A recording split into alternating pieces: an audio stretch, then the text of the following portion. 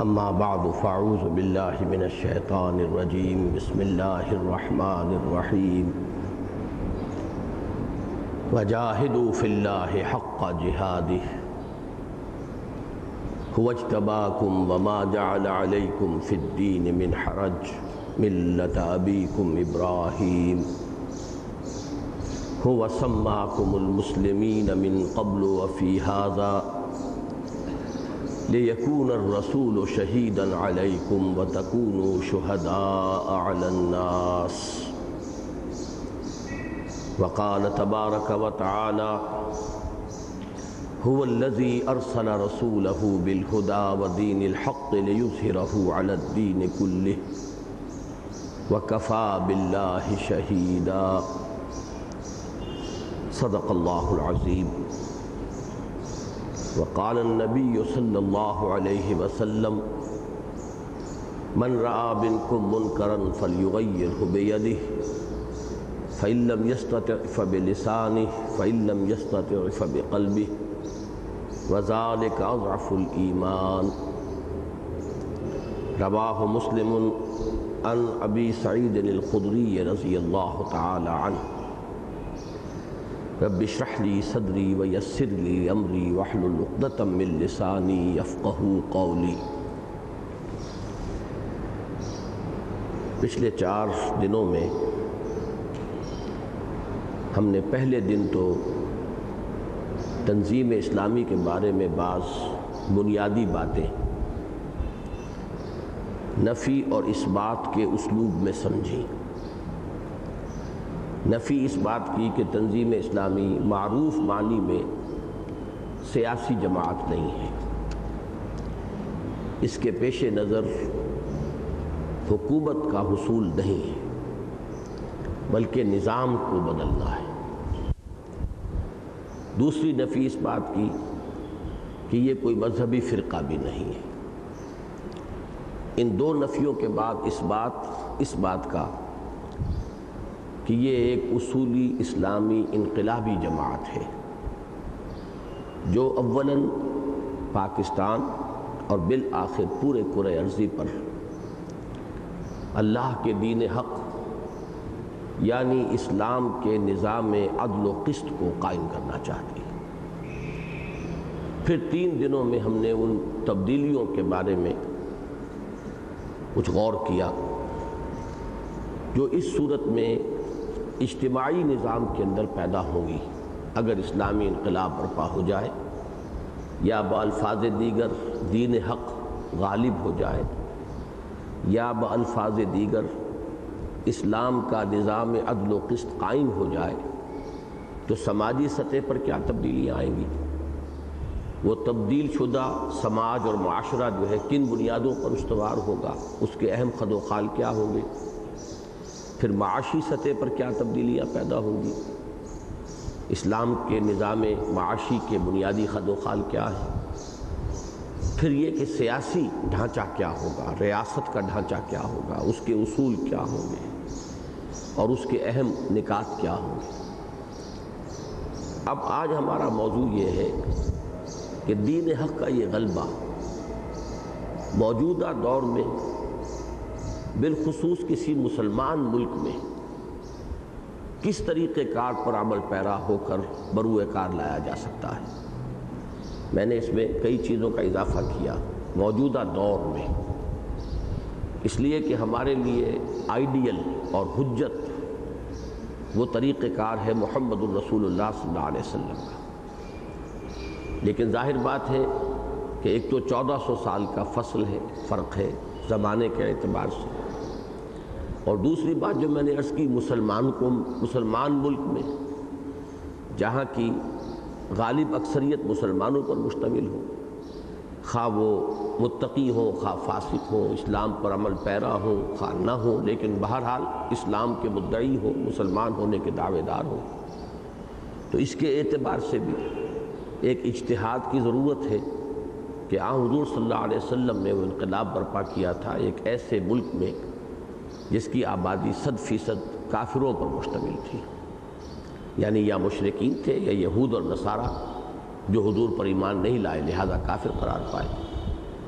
تو اب اس میں یقیناً جو منہج انقلاب نبوی ہے اس کے اصولوں کو برقرار رکھتے ہوئے کسی قدر تفاصیل میں ان دو تبدیلیوں کے پیش نظر، جن میں دو تبدیلیاں اور بھی سامنے آئیں گی وہ میں بعد میں عرض کر دوں گا، دو فرق اور بھی ہیں، ان کے پیش نظر کچھ نہ کچھ اجتہاد ناگزیر ہے۔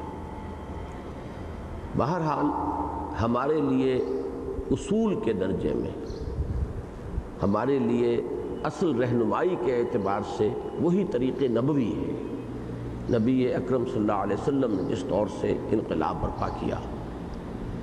اب اس کی جہاں تک تفصیل کا تعلق ہے، میری پوری کتاب جو ہے 200 صفحات سے زائد کی کتاب اس موضوع پر موجود ہے۔ آج تو ہمیں ان 2 یا 1.5 صفحات میں جو کچھ لکھا ہوا ہے اس کو سمجھنا ہے، لیکن یہ چونکہ در حقیقت خلاصہ اسی کا ہے، اس لیے پہلے تو ذہن میں وہ 6 جو مراحل انقلاب ہیں جو میں نے نبی اکرم صلی اللہ علیہ وسلم کی سیرت مطہرہ سے اخذ کیے ہیں، پہلے ان کو ذہن میں تازہ کیجیے۔ کسی بھی انقلاب کے لیے پہلے لازم ہوتا ہے کہ کوئی انقلابی نظریہ ہو، اس انقلابی نظریے کی اشاعت کی جائے، اس کی طرف لوگوں کو دعوت دی جائے، یہ پہلا مرحلہ ہے۔ دوسرا مرحلہ یہ ہے کہ جو لوگ اس انقلابی نظریے کو قبول کریں شعوری طور پر، ان کو منظم کیا جائے، ان کو ایک انقلابی جماعت کی شکل میں ایک بنیان مرصوص، ایک مضبوط منظم قوت بنا دیا جائے۔ تیسرے یہ کہ ان کی تربیت کی جائے۔ اس تربیت کا ایک حصہ تو ہر انقلاب کے لیے ضروری ہے، اس لیے کہ انقلاب میں جانی و مالی قربانی دینی پڑے گی۔ انقلاب کے مراحل آئیں گے تو نظم اور ڈسپلن کی پابندی جو ہے وہ ناگزیر ہوگی، اس کی بھی عادت ڈالی جائے گی، تبھی عادت ہوگی۔ یہ 2 پہلو تو ہر انقلاب کے لیے، وہ کوئی مادی انقلاب ہو یا روحانی انقلاب ہو، وہ اشتراکی انقلاب ہو یا اسلامی انقلاب ہو۔ جیسے کہ تلوار تو ہر شخص کے ہاتھ میں ہوگی، چاہے وہ کافر تھا اور چاہے وہ مسلمان تھا، تلوار تو وہی تھی۔ اس اعتبار سے تربیت کے اندر بھی 2 پہلو تو تمام انقلابی کارکنوں کے لیے لازم ہے۔ نمبر 1 قربانی کا مادہ، تکلیفیں جھیلنے کی صلاحیت و استعداد۔ نمبر 2 نظم کی پابندی۔ لیکن یہ کہ اسلامی انقلاب میں چونکہ ایک اخلاقی اور روحانی پہلو بھی پیش نظر ہے، لہذا اخلاقی اور دینی تربیت بھی لازم ہو جائے گی۔ بہرحال یہ 3 جو ہے سٹیپس، ان کے نتیجے میں ایک منظم انقلابی جماعت وجود میں آئے گی۔ اب دوسرا مرحلہ ہے اس انقلابی جماعت کا اس موجودہ نظام کے ساتھ ٹکراؤ، تصادم۔ اس تصادم کے بھی 3 مرحلے ہیں۔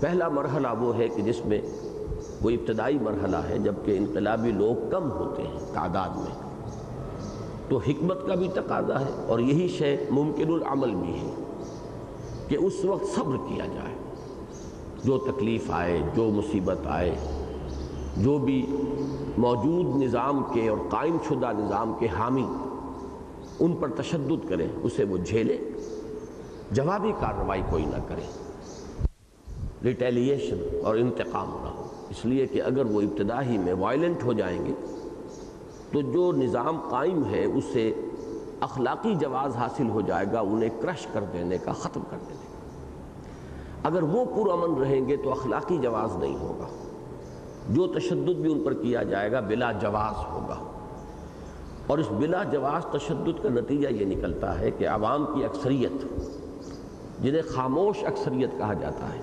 سائلنٹ میجورٹی، ان کی ہمدردیاں اندر ہی اندر ان انقلابی کارکنوں کے ساتھ ہو جاتی ہیں۔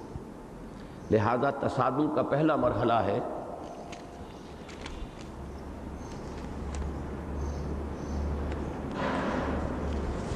تصادم کا پہلا مرحلہ جو ہے اس کو ہم کہیں گے صبر محض، یا جدید اصطلاح میں پیسو ریزسٹنس، کہ وہ انقلابی کارکن، انقلاب کے داعی اپنے موقف پر ڈٹے تو رہیں لیکن تشدد کا جواب تشدد سے نہ دیں۔ دوسرا مرحلہ وہ ہوتا ہے کہ جس میں وہ انقلابی جماعت یہ محسوس کرے کہ اب ہمارے پاس کافی طاقت ہے، اب ہم مقابلہ کھلے میدان میں کر سکتے ہیں، تو پھر وہ جوابی کارروائی بھی کرے، اور بلکہ کوئی آگے بڑھ کر ایسا قدم اٹھائے کہ جس سے وہ نظام اپنی پوری قوت کے ساتھ مقابلے میں آنے پر مجبور ہو جائے۔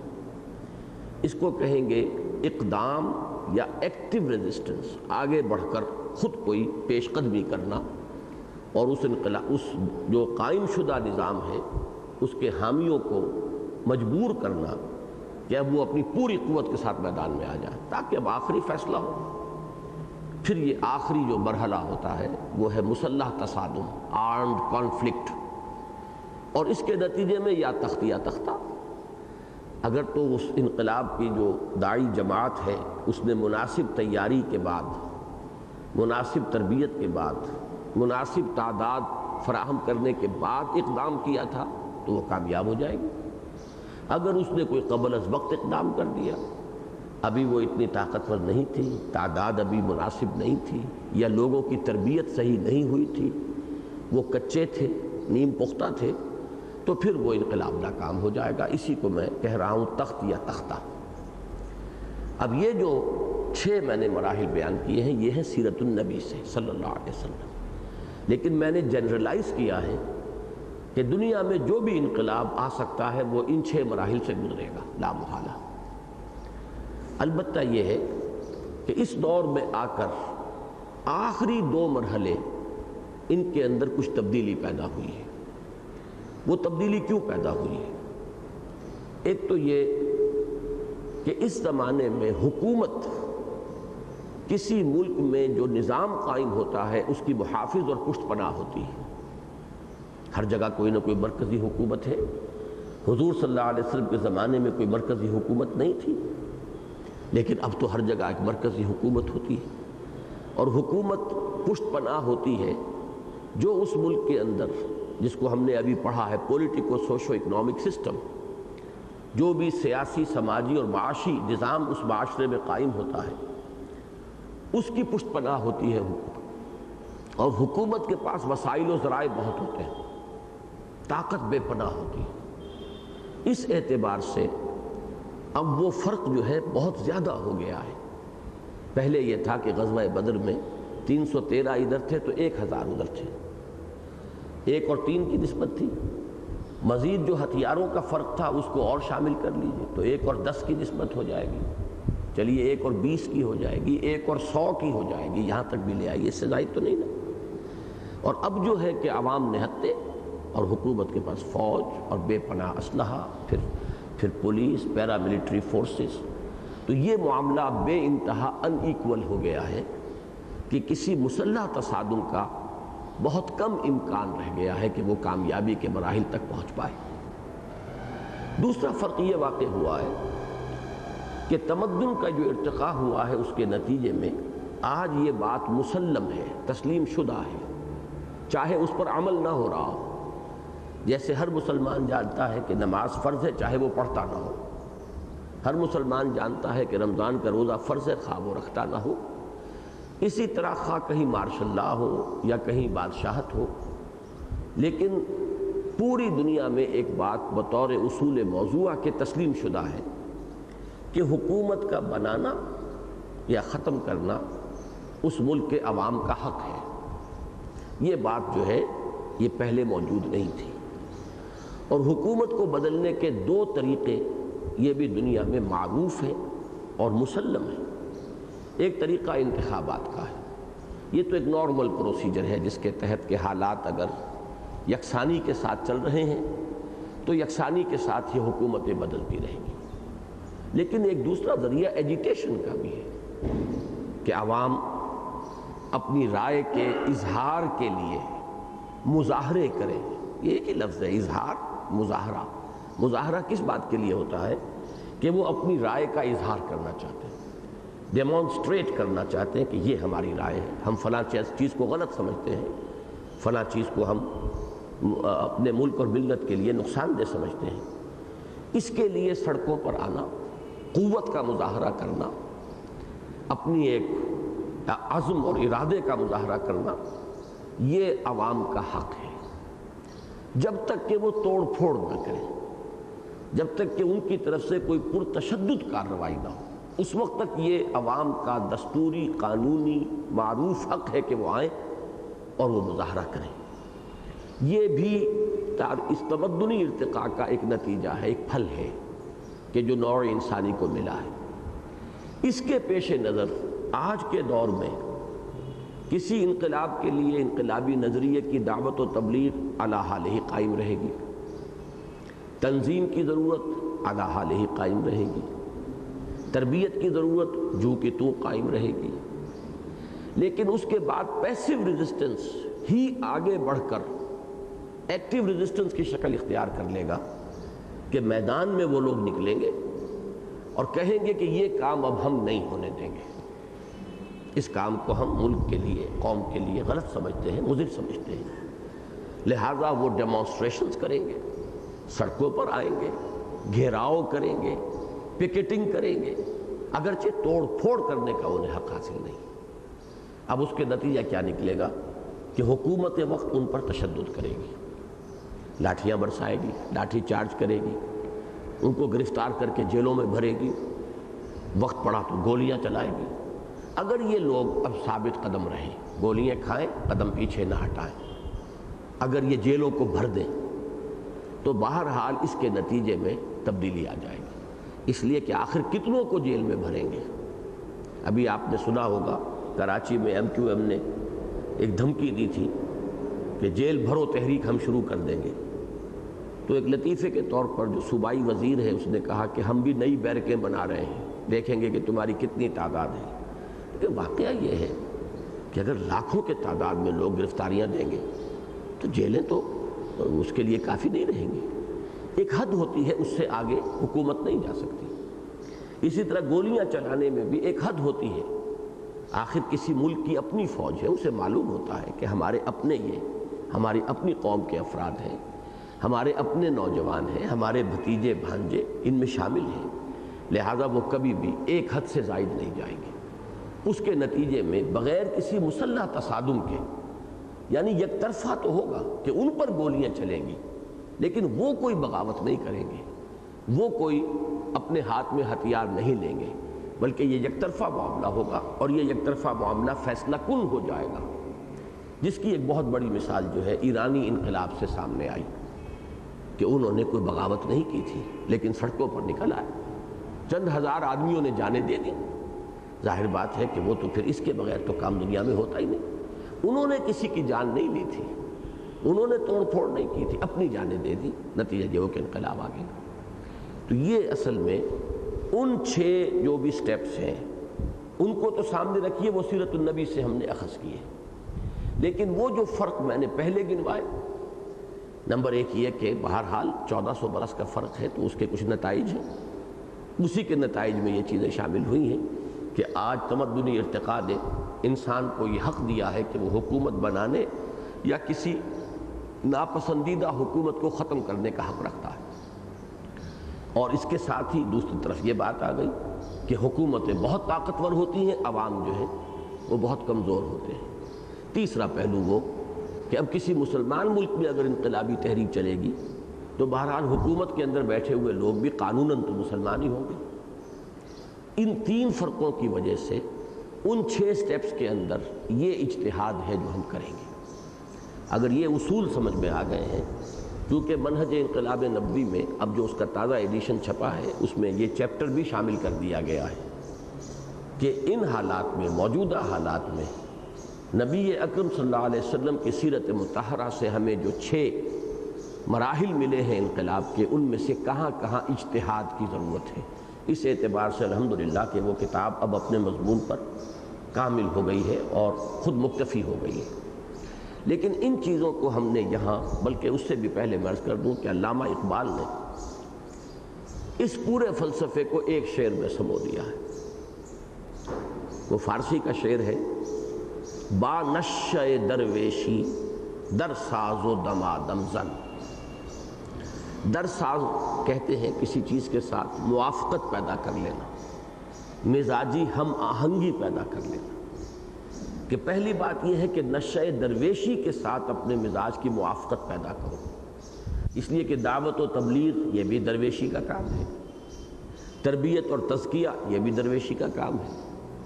تو پہلے جو مراحل ہیں ان کے لیے ایک لفظ علامہ اقبال نے اختیار کر لیا۔ اسی طریقے سے درویش کبھی جوابی کارروائی نہیں کرتا، درویش کو کوئی پتھر بھی مارے گا تو وہ شاید دعا ہی دے کر وہاں سے گزر جائے۔ تو یہ درویشی کی تینوں چیزوں کو سامنے رکھیے۔ تو ایک لفظ درویش میں اس کو سمو لیا علامہ اقبال نے کہ پہلے 4 مراحل جو ہیں، دعوت، تنظیم، تربیت اور پیسو ریزسٹنس، صبر محض، ان 4 کو جمع کر لیجئے تو ان کو انہوں نے عنوان دیا با نشہ درویشی در ساز و دمادم زن۔ خوب محنت کرتے رہو، محنت کرتے رہو، دعوت دیتے رہو، تبلیغ کرتے رہو، اپنے نظریے کو پھیلاتے رہو، اپنے آپ کو منظم کرتے رہو، اپنی تربیت کرتے رہو، اپنا تزکیہ کرتے رہو، صبر کرتے رہو، جھیلتے رہو، برداشت کرتے رہو، دمادم زن، انہی 4 کاموں میں لگے رہو۔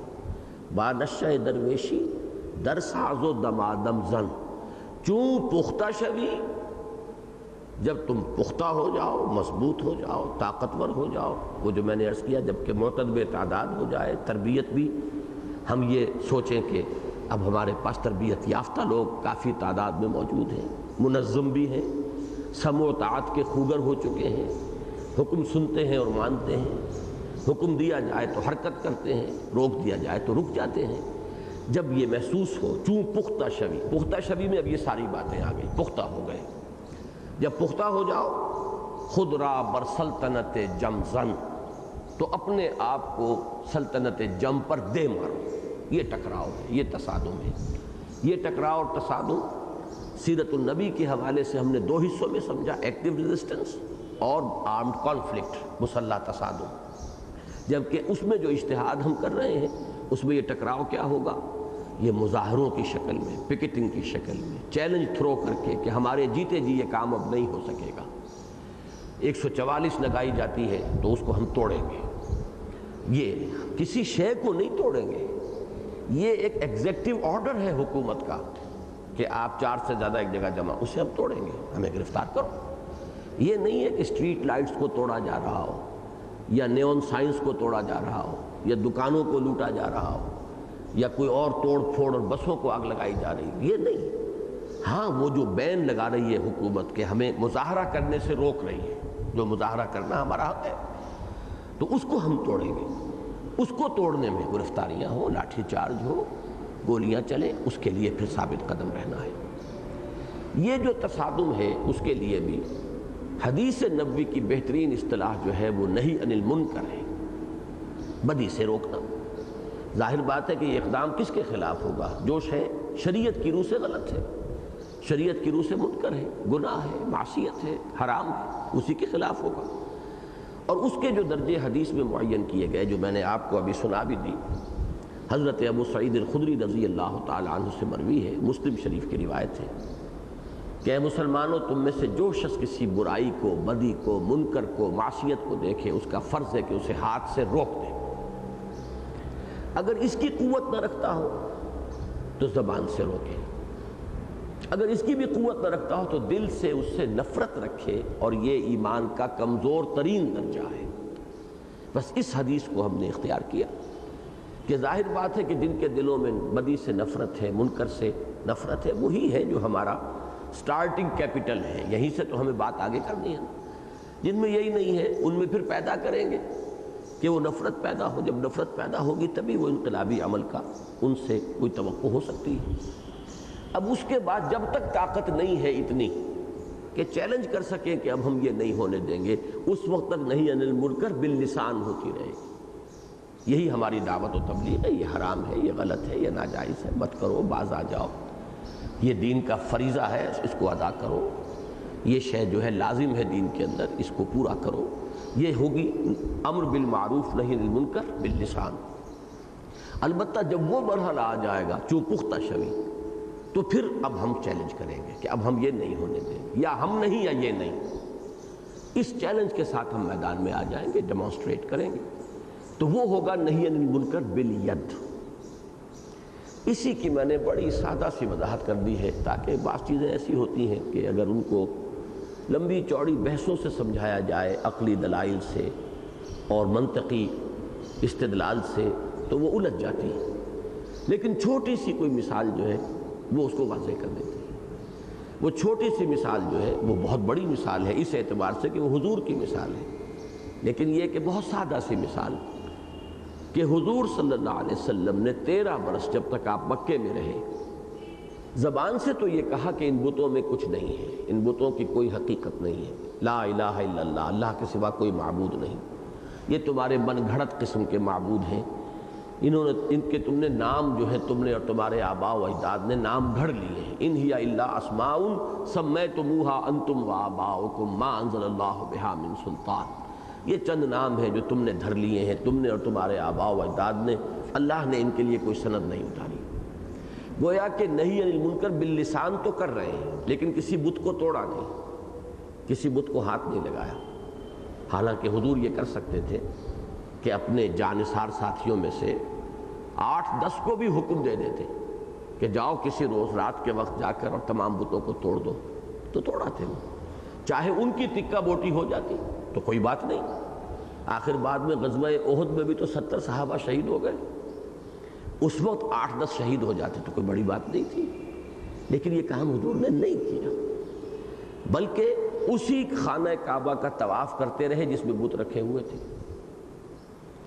اسی میں کھڑے ہو کر نماز پڑھتے رہے جہاں بت تھے، دائیں بائیں بت موجود ہیں۔ تو نفی کی ہے زبان سے، نہیں عن المنکر باللسان، بالید نہیں کیا۔ کیا کیا آپ نے؟ دعوت کے ذریعے، تبلیغ کے ذریعے ایک قوت فراہم کی، جانثاروں کا ایک گروہ تیار کیا، سرفروشوں کی ایک جماعت تیار کی، انہیں منظم کیا، انہیں بیعت سمع و طاعت کی لڑی میں پرو لیا، پھر ان کو اندر ان کی تربیت کی، ان کا تزکیہ کیا، ان کو اخلاق حسنہ سے مزین کیا، پھر تصادم ہوا۔ تصادم جب تک مکے میں رہے وہ پیسیو ریزسٹنس تھا، مار کھاؤ لیکن ہاتھ نہ اٹھاؤ، کوئی جوابی کارروائی نہیں، چاہے تمہیں دہکتے ہوئے انگاروں کے اندر وہ اس پر ڈال دے اور بھون دے تمہیں، چاہے تمہیں تمہاری گردن کے اندر رسی ڈال کر اور گلیوں میں گھسیٹتے پھریں۔ یہ ہوا حضرت بلال کے ساتھ، اور دہکتے انگاروں کے اوپر ننگی پیٹھ لٹائے گئے حضرت خباب بن الارت رضی اللہ تعالی عنہما۔ یہ سب کچھ ہوا ہے لیکن جوابی کارروائی نہیں۔ البتہ پھر ہجرت کے بعد جوابی کارروائی شروع، اقدام شروع ہو گیا، اس کے نتیجے میں مسلح تصادم غزوہ بدر سے شروع ہوا، غزوہ احد، غزوہ احزاب سے ہوتا ہوا، صلح حدیبیہ سے ہوتا ہوا فتح مکہ تک پہنچ گیا۔ اب جب فتح مکہ کی صورت کے دن جب داخل ہوئے ہیں تو پہلا کام حضور نے یہ کیا کہ اب ایک ایک بت کو گرایا اور توڑ دیا اور چکنا چور کر دیا۔ یہ ہے نہی عن المنکر باللسان اور نہی عن المنکر بالید کے درمیان فاصلہ کیا ہے؟ وہ تو پہلے دن کہہ دیا تھا لا الہ الا اللہ، ان بتوں میں کچھ نہیں ہے، نہی عن المنکر باللسان سے تو پہلے دن بات شروع ہوئی، لیکن 13 برس مکے کے، 8 برس مدینے کے، اور کیونکہ سن 8 میں مکہ فتح ہوا ہے، 21 برس جو ہیں قمری، ان میں حضور صلی اللہ علیہ وسلم نے یہ مراحل طے کیے، دعوت، تبلیغ، تنظیم، تربیت، اور پھر صبر محض یا پیسیو ریزسٹنس، پھر ایکٹیو ریزسٹنس یا اقدام، پھر مسلح تصادم، یہ 6 کے 6 مراحل طے کر کے پھر جب آپ مکے میں داخل ہوئے تو اب آپ نے ایک لمحہ ضائع نہیں کیا، جاتے ہی پہلا کام یہ کیا، جاء الحق وزہق الباطل ان الباطل کان زہوقا۔ آپ یہ آیت پڑھتے جا رہے تھے اور ایک ایک بت کو گراتے جا رہے تھے۔ یہ ہے اصل میں اس حدیث کی گویا کہ مکمل عملی تشریح جو ہمیں سیرت محمدی صلی اللہ علیہ وسلم سے مل جاتی ہے۔ اب جو لوگ بھی اس کام کے لیے اپنے دل میں ولولہ محسوس کریں، امنگ محسوس کریں، جن کے دل میں یہ خواہش پیدا ہو جائے کہ کاش ہم بھی اس راستے پر چلیں، وہ ذرا اب اس عبارت پہ ایک ایک لفظ کو سمجھ لیں۔ اسلامی انقلاب کے لیے تنظیم اسلامی کے پیش نظر طریقہ کار یہ ہے کہ جو لوگ اللہ کی رضا اور آخرت کی فلاح کے حصول کے لیے سر دھڑ کی بازی لگانے کو تیار ہوں، یہ جو موٹے الفاظ لکھے گئے ہیں، اللہ کی رضا اور آخرت کی فلاح، یہ در حقیقت بندہ مومن کا نصب العین ہے، نصب العین اس کا انقلاب برپا کرنا نہیں ہے، وہ تو اس کی جد و جہد کا ایک ہدف ہے۔ نصب العین جو ہے وہ صرف اللہ کی رضا اور آخرت کی فلاح، نصب العین کے درجے میں اس سے آگے کی کوئی شے نہیں ہونی چاہیے۔ انقلاب کے لیے جد و جہد کرنا ہمارا فرض ہے، نماز پڑھنا ہمارا فرض ہے، نماز ہمارا نصب العین نہیں ہے، روزہ رکھنا فرض ہے، روزہ ہمارا نصب العین نہیں ہے۔ اسی طرح اقامت دین کے لیے جد و جہد کرنا اور اس میں تن من دھن لگا دینا یہ ہمارا فرض ہے، نصب العین نہیں ہے۔ نصب العین کیا ہے؟ اللہ کی رضا اور آخرت کی فلاح۔ تو جو لوگ اس نصب العین کو اختیار کر لیں، یعنی جو لوگ اللہ کی رضا اور آخرت کے فلاح کے حصول کے لیے سب دھڑ کی بازی لگانے کو تیار ہوں، وہ کیا کریں؟ اب اس کو 3 سٹیپس پہلے لیجئے۔ اب یہاں آپ کو ملیں گے 3+3+3، یہ 9 سٹیپس آ جائیں گے۔ پہلے ہم نے جو اسلامی نظام کو سمجھا ہے وہ 6+6+6، 6 نکات تھے سماجی نظام سے متعلق، 6 نکات تھے معاشی نظام سے متعلق، 6 نکات تھے سیاسی نظام سے۔ یہاں اب 3 کے 3 جوڑے ہیں۔ پہلا 3 کام کیا ہے؟ سب سے پہلے خود پوری طرح مسلمان اور حقیقی معنی میں اللہ کے بندے بنے، یہ پہلا قدم ہے، اور اپنی ذات اور اپنے دائرہ اختیار میں شریعت اسلامی کو نافذ کریں۔ خود اگر اسلام پر انسان عمل نہیں کرتا تو اسلام کے انقلاب کے لیے سربکف ہو کر آ جانا میدان میں لا یعنی بات ہے، محمل بات ہے۔ وہ تو یوں سمجھیے کہ ہر شخص کہہ دے گا کہ ایک بالکل جھوٹا دعویٰ ہے۔ سب سے پہلے خود پوری طرح مسلمان اور حقیقی معنی میں اللہ کے بندے بنے اور اپنی ذات اور اپنے دائرہ اختیار میں شریعت اسلامی کو نافذ کریں۔ میں اپنی ذات پر شریعت کو نافذ نہیں کر سکتا، اور ذات میں ظاہر بات ہے میرا اپنا وجود ہے۔ پھر یہ ہے کہ دائرہ اختیار، اگر میں کسی فیملی کا سربراہ ہوں تو وہ میرا دائرہ اختیار ہے۔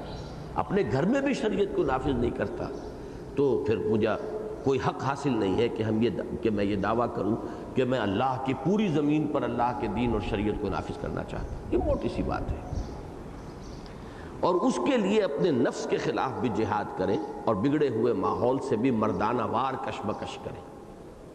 یہ 2 جہاد کرنے پڑیں گے، اس لیے کہ ایک تو نفس جو ہے ان النفس لامارۃ بالسوء، نفس تو برائی کا حکم دیتا ہی ہے۔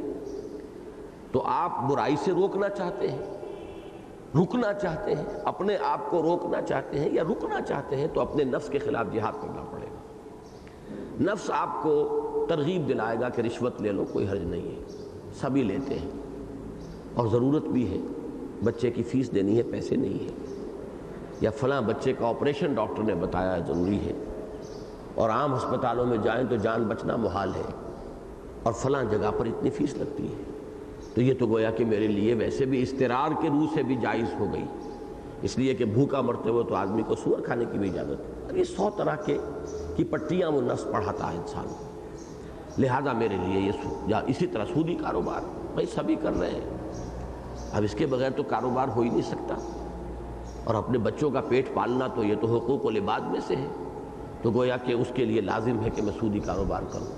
یہ طرح طرح کی پٹیاں پڑھا کر شیطان نے نفس کو مسلح کیا ہے، اور نفس پھر انسان پر حملہ آور ہوتا ہے۔ تو پہلا جہاد نفس سے کرنا پڑے گا اگر آپ کو مسلمان بننا ہے، خود حقیقی معنی میں اللہ کا بندہ بننا ہے۔ تو آپ کے اندر جو دشمن موجود ہے اللہ کا، اسی لیے میں نے یہاں شیخ سعدی کا ایک شعر کوٹ کیا ہے، آپ کے پاس تو شاید نہیں ہوگا، بڑا پیارا شعر ہے کہ نفس ماں ہم کم ترس فرعون نیست، لیکن او رعون این رعون نیست۔ میرا نفس بھی فرعون سے کم نہیں ہے، لیکن فرعون کے پاس عون تھی۔ اب دیکھیے فرعون کے لفظ میں عون ہے، فرعون، تو یہ ایک صنعت لفظی اس کو کہتے ہیں کہ یہ ایک بہت ماہر شاعر ہوتا ہے جو اس طرح الفاظ کے ساتھ کھیل بھی لے۔ تو فرعون میں عون ہے وہ لفظ لے آئے، لیکن اورا عون کہتے ہیں مدد کو۔ من کان فی حاجت اخیہ کان اللہ فی حاجتہ، اسی طریقے سے عون کا لفظ بھی آتا ہے، جو آپ اپنے کسی بھائی کی مدد کریں گے اللہ آپ کی مدد کرے گا۔ عون کہتے ہیں مدد کو، اسی سے لفظ استعانت بنا ہے، نستعین عون سے۔ تو فرعون کے پاس مدد تھی، لاؤ لشکر تھا، تو اس نے زبان سے بھی کہہ دیا کہ میں خدا ہوں، انا ربکم الاعلی، میں تمہارا سب سے بڑا رب ہوں، مختار مطلق ہوں، ملک مصر کی بادشاہی میرے ہاتھ میں ہے، یہاں کا سارا آبپاشی کا نظام میرے کنٹرول میں ہے۔ میرا نفس بھی یہی کہتا ہے کہ اس جسم پر میری حکومت ہے، میں نہیں جانتا کیا حلال ہے کیا حرام ہے، میری خواہش پوری ہونی چاہیے۔ تو گویا کہ میرے اندر بھی ایک فرعون چھپا بیٹھا ہے، نفس ما ہم کم ترس فرعون نیست لیکن ایراعون نیست، چونکہ میں تو درویش ہوں، میرے پاس کوئی مدد نہیں، لاؤ لشکر نہیں، تو میں زبان سے تو کچھ نہیں کہتا، لیکن اندر سے میرا نفس یہی کہتا ہے۔ تو پہلا تو ظاہر بات ہے کہ مقابلہ آپ کو اپنے نفس سے کرنا پڑے گا، اور دوسرا مقابلہ معاشرے سے، خود آپ کے اپنے بیوی بچے، آپ کے والدین، آپ کے بھائی بند، آپ کے رشتہ دار، آپ کے اعزا و اقربا، یہ سب آپ پر دباؤ ڈالیں گے، آپ کے کولیگز ہوں، آپ کے دوست ہوں گے، وہ دباؤ ڈالیں گے، پاگل ہو گئے ہو، دماغ خراب ہو گیا ہے، آخر یہیں رہنا ہے، تمہارے بچوں کا مستقبل تاریک ہو جائے گا، تمہاری بچیوں کو رشتے نہیں ملیں گے، تم زمانے کی جو روش ہے اس کے مطابق نہیں چلو گے تو کیا کہیں جا کے غاروں میں رہو گے، آخر اسی دنیا میں رہنا ہے، یہیں رہنا بسنا ہے، لوگوں کے ساتھ معاملہ کرنا ہوگا، آج تم ان کی غلط رسومات میں شامل نہیں ہوگے، وہ تمہارے کسی کام میں کب شریک ہوں گے، وغیرہ وغیرہ۔ تو دو جہاد اس مرحلے پر کرنے پڑ گئے، جاہدوا فی اللہ حق جہادہ، جو آیت میں نے پڑھی تھی، اس میں پہلا جہاد کیا ہے؟ نفس کے خلاف، اور دوسرا بگڑے ہوئے معاشرے کے خلاف۔ چنانچہ دوسرا میں نے مصرع یہاں پر فارسی زبان کا نقل کیا ہے، زمانہ باتو نہ سازت تو با زمانہ ستیس، زمانہ تمہارے ساتھ سازگاری اختیار نہیں کرتا تو تم زمانے سے لڑو، کشمکش کرو۔ ایک روش یہ ہوتی ہے کہ زمانہ باتو نہ سازت تو با زمانہ بے ساز، زمانہ تمہارے ساتھ سازگاری نہیں کر رہا، تم زمانے کے ساتھ سازگاری کر لو، چلو تم ادھر کو ہوا ہو جدھر کی، اس میں تو پھر کسی محنت کی ضرورت ہی نہیں، کسی کشمکش کی ضرورت نہیں، کسی تصادم کی ضرورت نہیں، جدھر کوئی موب جا رہا ہو، کوئی ایک بہت بڑا ہجوم لوگوں کا جا رہا ہو، ادھر جانے میں آپ کو زور نہیں لگانا پڑے گا، اس کے خلاف جانا ہو تو زور لگا کر آپ 2 قدم جائیں گے، ہو سکتا ہے ایک ریلا آئے آپ کو 10 قدم پیچھے ہٹا دے، پھر آپ کو زور لگا کے چلنا پڑے گا۔ تو زمانے کے رخ پر چلو گے تو چلنا آسان ہے، زمانے کے خلاف چلو گے تو پھر تو کشمکش اور تصادم ہے۔ تو پھر پڑھیے اس عبارت کو، سب سے پہلے خود پوری طرح مسلمان اور حقیقی معنی میں اللہ کے بندے بنیں اور اپنی ذات اور اپنے دائرہ اختیار میں شریعت اسلامی کو نافذ کریں، اور اس کے لیے اپنے نفس کے خلاف بھی جہاد کریں اور بگڑے ہوئے ماحول سے بھی مردانہ وار کشمکش کریں، اور مقدور بھر اسی کی دعوت دوسروں کو بھی دیں، جو خود کر رہے ہوں اسی کی دعوت دیں۔ اور یہ بھی جان لیجئے کہ یہ دعوت در حقیقت خود اپنے تحفظ کا سب سے بڑا ذریعہ ہے۔ دعوت ایک طرف تو انقلاب کے لیے میدان ہموار کرے گی، لوگوں کو ہم خیال بنائے گی، آپ کے بیس کو اور براڈ کرے گی، آپ کی قوت میں وسعت پیدا ہوگی۔ آپ اکیلے تھے، ایک اور کو آپ نے شامل کر لیا، ایک اکیلا 2 11 ہو گئے۔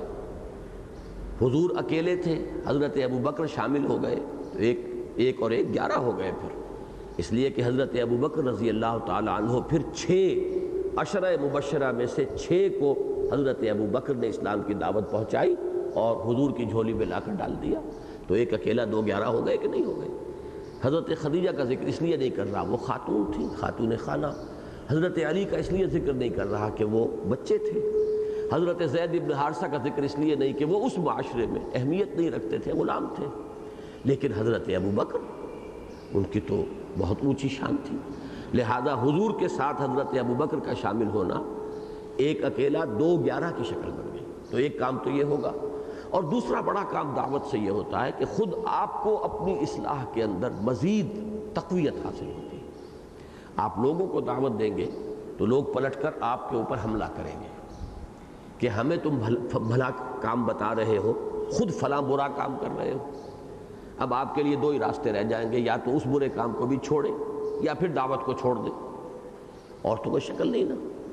لہٰذا اگر آپ میں خلوص ہے تو یہ دعوت آپ کے اصلاح کا ذریعہ بن جائے گی کہ آپ اپنی اس دعوت کے ساتھ جو جذبہ رکھتے ہیں اس کی وجہ سے آپ کہیں گے بھائی ٹھیک کہہ رہا ہے، اور مجھے واقعتاً اپنے فلاں چیز کی اصلاح کرنی چاہیے، اس طرح ایک مسلسل جذبہ جو ہے بیدار ہوتا رہے گا۔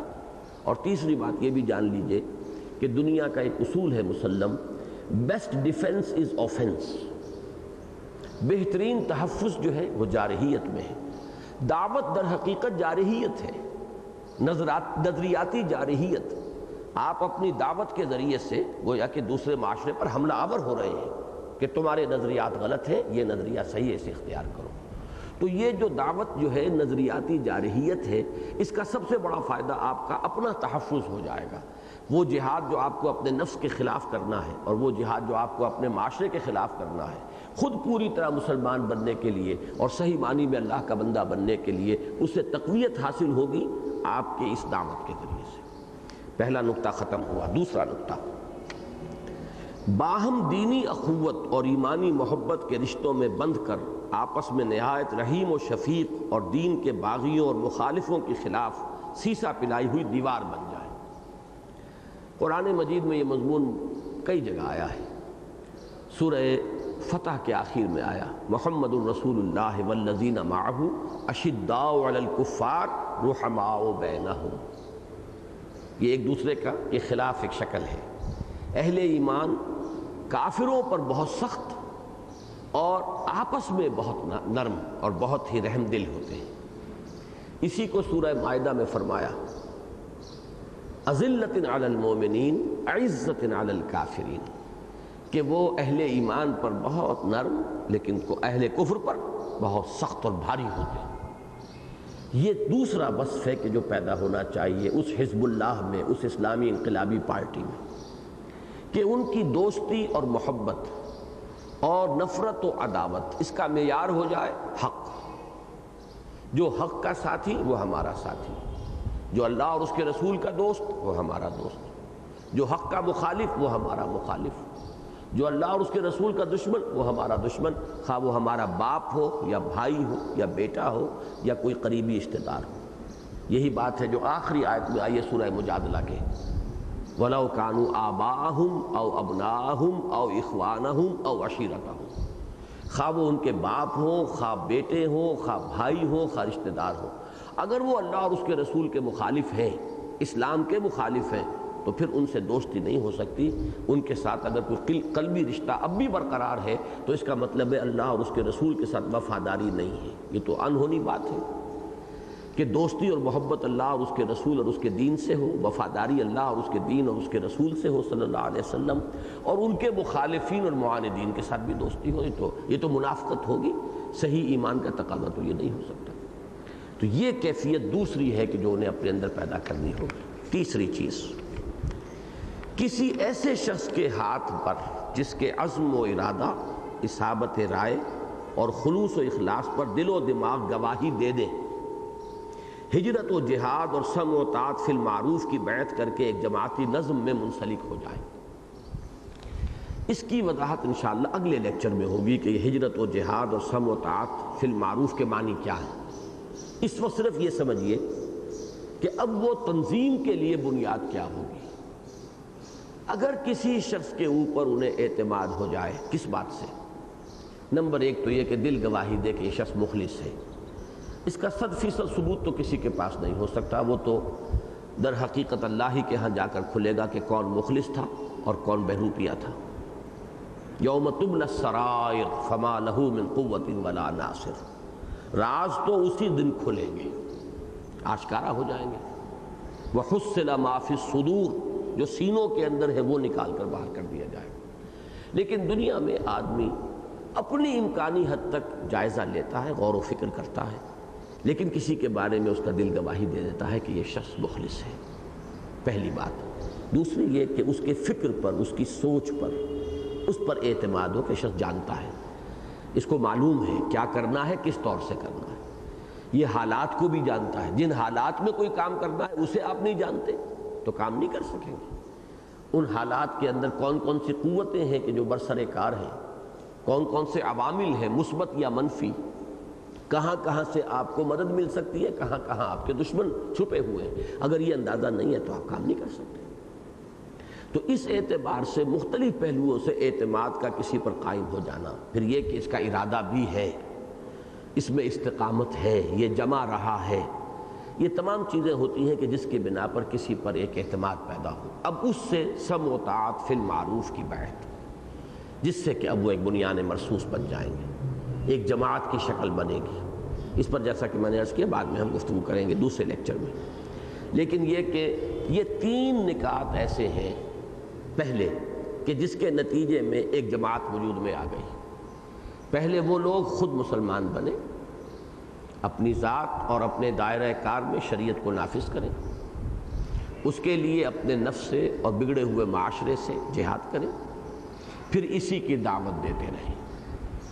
نمبر 2، جو لوگ بھی اس کام میں ان کے ساتھ ساتھی ہوں ان کے لیے انتہائی نرم، رحم دل، آپس میں بہت ہی مرحمت،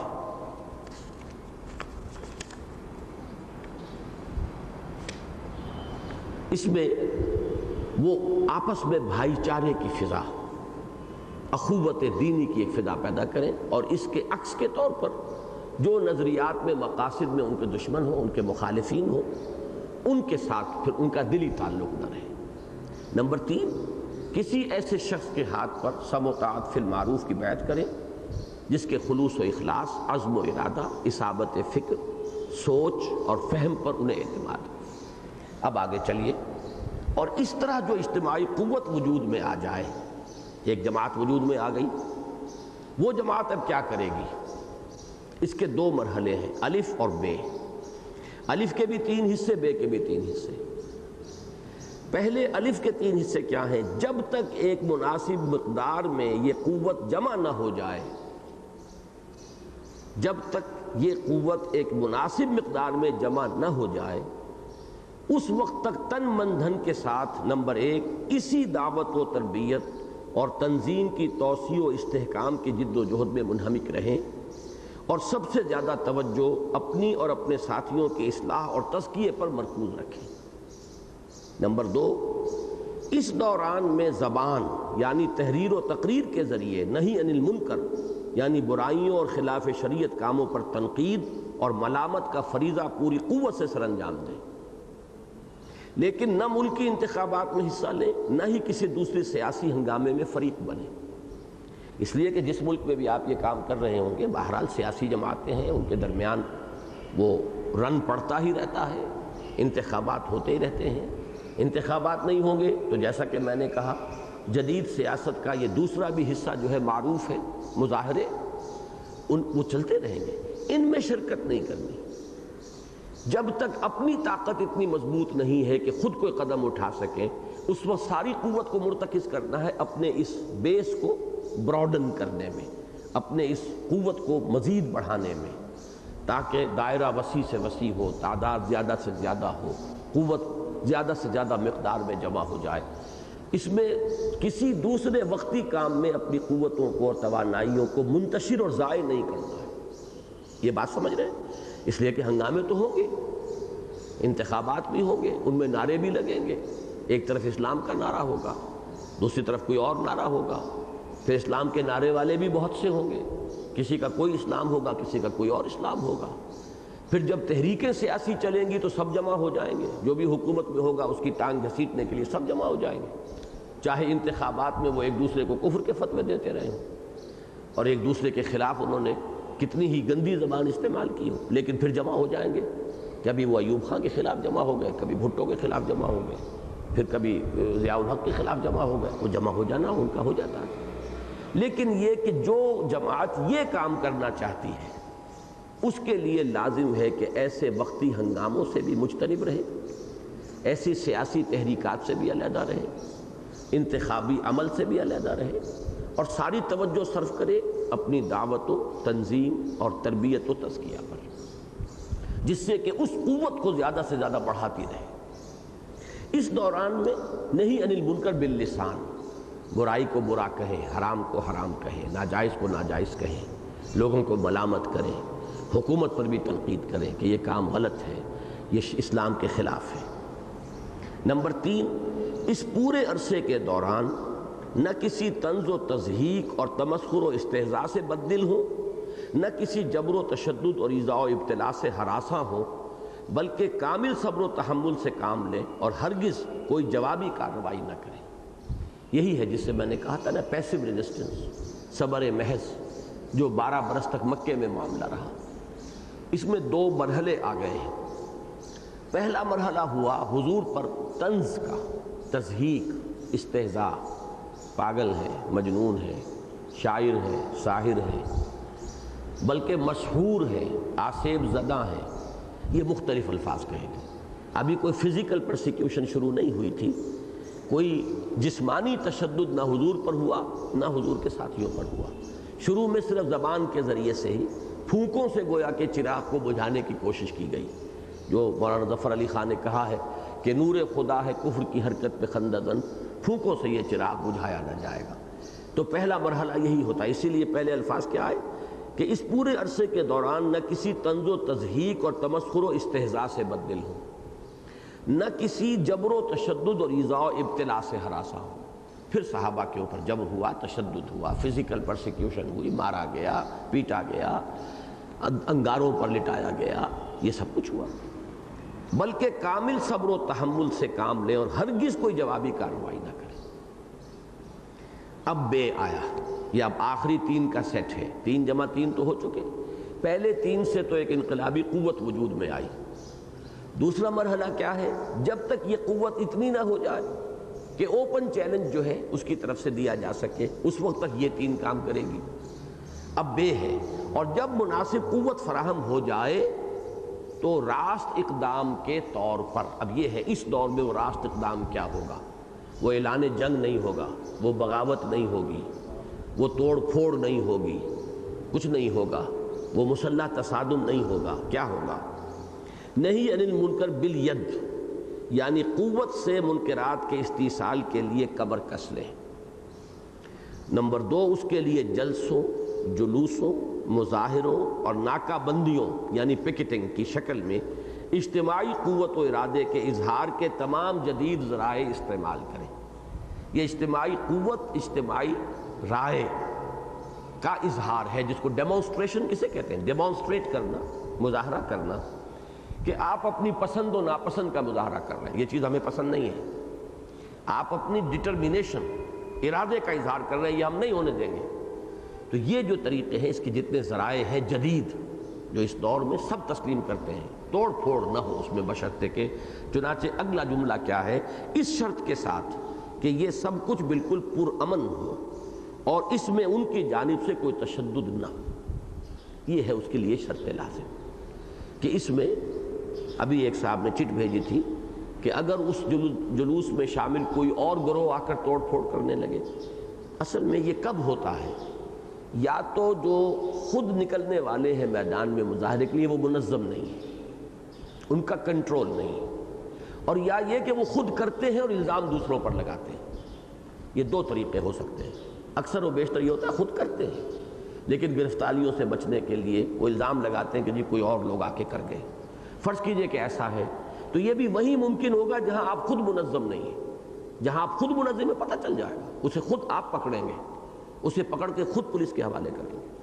یہ کام، اور جب تک اتنی قوت نہ ہو، اتنی تنظیم نہ ہو، اس وقت تک میدان میں نہیں آنا چاہیے۔ اسی لیے تو ہم نے کہا کہ تیاری کرتے رہو، بانشہ درویشی درساد و دمادم زن۔ جب آپ یہ سمجھیں کہ ہمارے اندر اتنی طاقت ہے کہ ہم کنٹرول بھی کر سکتے ہیں، ہم نکلیں گے تو ہم اپنے نظم اور ڈسپلن کو قائم رکھ سکیں گے، تب میدان میں آئیں گے۔ لیکن یہ شرط لازم ہے، اس لیے لفظ شرط استعمال کیا میں نے، اس شرط کے ساتھ کہ یہ سب کچھ بالکل پرامن ہو اور اس میں ان کی جانب سے کوئی تشدد نہ ہو۔ نمبر 3، اور اگر ان پر تشدد کیا جائے، یہی ہے نا آخری بات۔ اس وقت کیا ہوتا تھا؟ انڈیویجولز کو پکڑا جاتا تھا، مارا جاتا تھا، دہتے ہوئے انگاروں پر لٹایا جاتا۔ اب کیا ہوگا؟ وہ انڈیویجول کے ساتھ تو جو ہو چکا افراد کے ساتھ، اب تو جب اجتماعی شکل میں ہوگا تو لاٹھی چارج ہوگا، آنسو گیس پھینکی جائے گی، گرفتاریاں ہوں گی، جیلوں میں ٹھوسا جائے گا یا گولیاں چلیں گی۔ یہی ہوگا نا تشدد کی یہی شکلیں۔ اور اگر ان پر تشدد کیا جائے تو پورے صبر و مصابرت اور ثبات و استقلال کا مظاہرہ کریں، حتیٰ کہ اس راہ میں جان دے دینے کو سب سے بڑی کامیابی سمجھیں۔ پھر قدم پیچھے نہ ہٹے، پھر بھگدڑ نہ مچے، پھر یہ نہ ہو جو اخباروں میں آتا ہے کہ جی آنکھ میں چولی ہوتی رہی پولیس کی اور لوگوں کی، وہ اس گلی میں گھس گئے، پولیس آئی تو ادھر سے نکل گئے۔ یہ تو کھیل تماشا ہے، یہ تو کرکٹ کا میچ ہو تو ٹھیک ہے، لیکن یہ کہ یہ در حقیقت کسی انقلابی مظاہرے کی یہ شکل نہیں ہوتی۔ انقلابی مظاہرہ تو یہ ہوتا ہے کہ وہ میدان میں آ گئے، پیچھے نہیں ہٹیں گے، بھول دو، 2000 کو، 4000 کو، 10,000 کو مار دیں گے۔ ہمارے لیے وہ موت جو ہے اس سے زیادہ کامیابی کوئی ہے ہی نہیں۔ شہادت ہے مطلوب مقصود مومن، نہ مال غنیمت نہ کشور کشائی، شہادت ہی تو مطلوب ہے۔ صحابہ کرام نے شہادت کا جام نوش کیا تو انقلاب آیا۔ فرق صرف یہ ہے کہ وہ قتل کرتے بھی تھے، قتل ہوتے بھی تھے، وہاں تلواریں ٹکرا رہی تھیں۔ مکے میں وہ صرف قتل ہوئے، انہوں نے قتل نہیں کیا، جیسے کہ ابو جہل نے حضرت سمیہ اور حضرت یاسر رضی اللہ تعالیٰ عنہما دونوں کو شہید کر دیا۔ کوئی جوابی کارروائی ابو جہل کے خلاف کوئی اقدام نہیں کیا گیا، حالانکہ حضرت حمزہ جیسے لوگ موجود تھے رضی اللہ تعالیٰ عنہ۔ حضور کی طرف سے اجازت ہوتی تو وہ حضرت حمزہ تو جس وقت ایمان لائے ہیں، کمان جو ہے سر پر دے کر ماری تھی ابو جہل کے، اور چیلنج کیا تھا کہ آؤ مقابلے کے اندر، تو حضرت حمزہ کہیں پیچھے ہٹنے والے ہوتے اگر حضور کی طرف سے اجازت ہوتی کہ 2 جانثار ہیں محمد الرسول اللہ صلی اللہ علیہ وسلم کے، کلمہ توحید کے پروانے، اور انہیں اس طرح مسل دیا گیا، شہید کر دیا گیا۔ لیکن نہیں، وہ دور اور ہے، اس میں یہ تھا کہ قتل ہو جاؤ، قتل کرو نہیں۔ البتہ مدنی دور میں آ کر ان اللہ اشترى من المؤمنین انفسهم واموالهم بان لهم الجنہ یقاتلون فی سبیل اللہ فیقتلون ویقتلون۔ اب وہ جنگ کر رہے ہیں اللہ کی راہ میں، قتل کرتے بھی ہیں، قتل ہوتے بھی ہیں۔ غزوہ بدر میں حضرت حمزہ نے عتبہ ابن ربیعہ اس کو قتل کیا ہے، لیکن غزوہ احد میں حضرت حمزہ خود جو ہے وہ وحشی کے نیزے کا شکار ہو گئے، شہید ہو گئے۔ لیکن یہاں کیا ہوگا؟ یہاں دو طرفہ نہیں ہوگا، قتل ہونے کے لیے تیار رہو لیکن خود جو ہے کوئی اقدام نہ کرو۔ ویسے اصولی طور پر میں آپ کو بتا دوں کہ وہ حرام نہیں ہے، اگر کہیں حالات اس کے متقاضی ہو جائیں جیسے کہ افغانستان میں ہو گئے تو مسلح تصادم بھی حرام نہیں ہے، وہ نام نہاد مسلمانوں کے خلاف بھی کیا جا سکتا ہے۔ کہنے کو تو ڈاکٹر نجیب اللہ جو ہے وہ بھی تو آخر مسلمان ہے، وہ بھی تسبیح لے کر بیٹھ کے اپنے فوٹو کھنچواتا ہے نماز پڑھتے ہوئے، وہ سب کچھ جائز ہے۔ لیکن عام حالات جو اس وقت دنیا کے ہیں اس میں وہ چیز تقریباً ناممکن العمل ہے، استثنائی حالات ہو سکتے ہیں، اور اس کی کامیابی بھی دیکھیے کہ وہ کامیابی اس درجے میں تاحال افغان جہاد کو حاصل نہیں ہو سکی جو کہ ایرانیوں نے دفعتاً حاصل کر لی تھی۔ انہوں نے صرف جانیں دی ہیں، جان لی کسی کی نہیں۔ یہاں پر یہ ہے کہ چونکہ صورت مختلف تھی، روسی بھی آ گئے تھے، لہٰذا وہ شکل ایک بدل گئی، اور جہاد جو ہے واقعتاً فوری طور پر قتال جو ہے جنگ وہ ناگزیر ہو گئی۔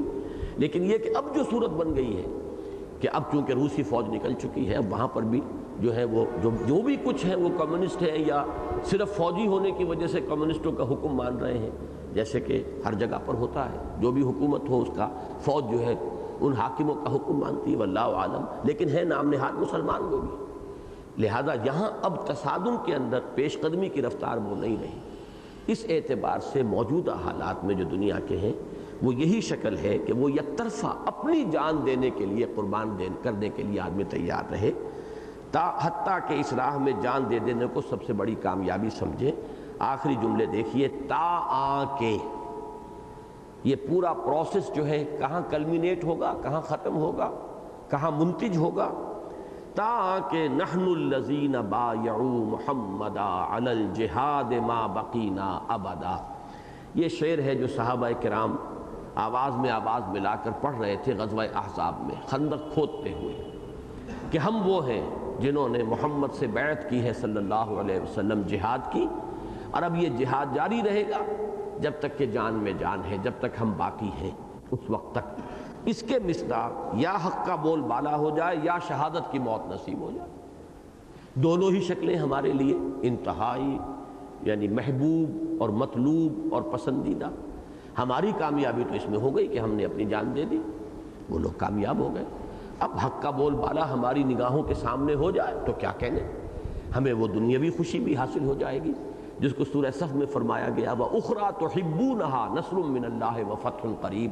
ایک اور چیز جو تمہیں پسند ہے، اللہ کی طرف سے مدد اور فتح جو اب قریب ہی ہے اس کی خوشخبری اے نبی وبشر المؤمنین، ان اہل ایمان کو اے نبی آپ خوشخبری دے دیجئے۔ تو یہ ایک اضافی ہے، یوں سمجھیے یہ بونس ہے۔ اگر انقلاب آ جائے، حق کا بول بالا ہو جائے تو یہ بونس ہے۔ اصل کامیابی تو ہماری آخرت کی کامیابی تھی، جیسا کہ ہم نے شروع میں کہا کہ وہ لوگ جو اللہ کی رضا اور آخرت کی فلاح کے حصول کے لیے سر دھڑ کی بازی لگانے کو تیار ہوں، تو ہماری اصل کامیابی تو وہ ہے۔ لہذا اگر ہم نے جان دے دی اور اللہ نے ہماری جان کا نذرانہ قبول فرما لیا تو کامیابی تو اصل یہی ہے۔ باقی یہ کہ حق کا بول بالا بھی ہو جائے، انقلاب بھی آ جائے تو یہ ہمارے لیے بونس کے درجے میں ہے۔ اللہ تعالی ہمیں اس طریقہ کار پر عمل پیرا ہونے کی توفیق عطا فرمائے۔ اقول قولی ھذا واستغفر اللہ لی ولکم ولسائر المسلمین والمسلمات۔